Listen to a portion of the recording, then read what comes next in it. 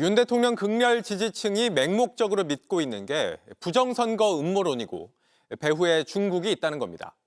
이들은 내란 사태 당시 선관위 연수원에서 중국인 99명이 체포됐다는 아무 근거도 없는 가짜 뉴스를 퍼뜨리고 있습니다. 사실이 아니라고 아무리 얘기를 해도 이들은 받아들이지 않습니다. 한민정 기자입니다. 146만 명의 구독자를 보유한 한 유튜버가 지난해 12월 25일 올린 영상입니다. 비상겸 당일 선거관리위원회 승진 후보자 등 직원과 외부 강사 90여 명이 수원 선관위 연수원에 머물렀는데 계엄군과 경찰이 출동해 통제한 정황이 있다는 내용의 기사를 소개하면서 갑자기 중국인을 언급합니다. 이 기사에 붙은 댓글들 보면 중국인이겠지 이런 이야기들이 많아요. 중국인 해커들은 아닌가 이런 댓글들도 있어요. 황당하게도 이 내용은 극우 매체를 통해 뉴스 형식으로 확산됐습니다. 스카이데일리는 수원 선관위 연수원에 90명의 중국인 해커 부대 누구인지 밝혀야 한다는 내용의 칼럼을 올렸습니다. 이번엔 다시 유튜버가 움직였습니다. 지난 12월 3일 공수여단, 방첩사, 정보사 요원들이 수원에 있는 중앙선관위 연수원을 급습하여 당시 연수원의 생활동에 머물고 있던 중국 공산당 전산 요원 수십 명을 체포하였습니다. 극우 유튜버와 극우 매체가 주고받으며 가짜뉴스에는 점점 더 살이 붙었습니다. 어제 스카이데일리는 체포된 중국인 간첩들이 모두 99명이며 평택항을 거쳐 일본 오키나와 미군 기지로 압송됐다는 기사를 내보냈습니다. 이 소식은 계엄령이 정당했다는 논리로 이용되며 윤 대통령 탄핵에 반대하는 세력들에 급속하게 퍼졌습니다. 선관위는 입장문을 내고 비상계엄 당시 선거연수원에서 숙박 중인 중국인 해커 90여 명이 계엄군에 의해 체포됐다는 일부 언론 보도는 전혀 사실이 아니라고 밝혔습니다. 이어 교육과정에 참여한 공무원과 외부 강사 등 96명이 숙박하고 있었고 계엄군은 선거연수원 청사 내로 진입하지도 않았다고 설명했습니다. JTBC 한민정입니다.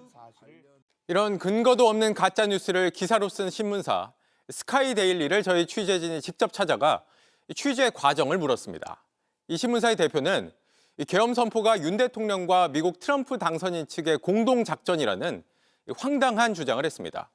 심지어 저희 JTBC에 함께 취재하자고 제안까지 했습니다. 오승렬 기자가 취재했습니다.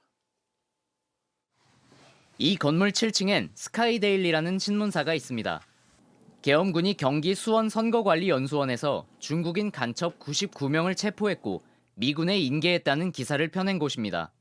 기사 쓴 기자는 사무실에 없었고 신문사 대표를 만났습니다. 익명의 미군 정보 소식통, 누구인지 물었습니다. 저도 이 취재 기자한테 너무 깊이는 안 물어봅니다. 정보가 살 수 있으니까 본인이 시정 관리를 해야 되니까 우리는 그 서로 매너잖아요. 하지만 확실한 정보라고 말했습니다. 확인됐다라고 썼지 않습니까? 네, 이런 단어 잘 안 써요. 알려졌다라든가. 근데 확인됐다라는 단어를 쓰면 저는 믿어요. 그러면서 계엄은 트럼프 미국 대통령 당선인 측과 함께 펼친 작전으로 알고 있다고 주장했습니다.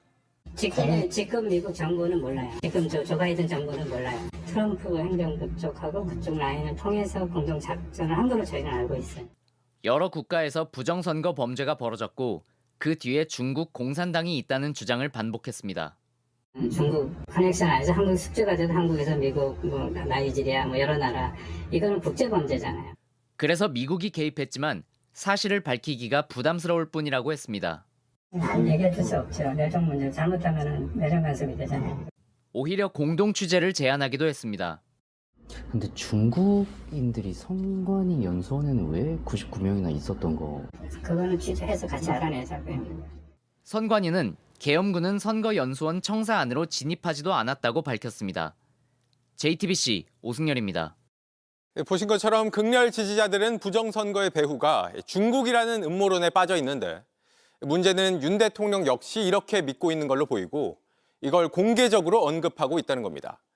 직무 정지 상태가 아니었다면 외교적인 재앙이 됐을 거라는 게 전문가들 지적입니다. 윤세민아 기자입니다.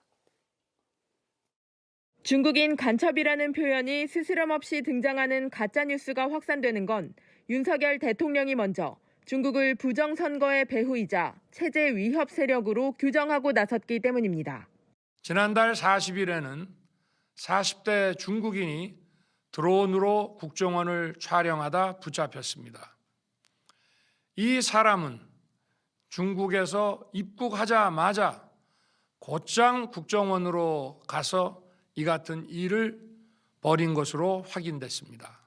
체포 당일 공개한 6필 원고에서도 부정선거를 언급하며 외부 주권 침탈 세력의 적대적 영향력 공작을 경계해야 한다고 했는데 중국과 북한을 겨냥한 말로 해석됐습니다.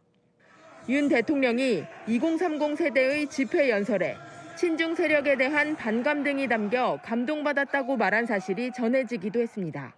직무정지된 대통령이니까 그나마 파장이 관리 가능하지. 직무정지된 상태가 아니었던 상태여서 이런 발언들 나왔다라고 하면은 거의 재앙에 가까운 거죠, 사실.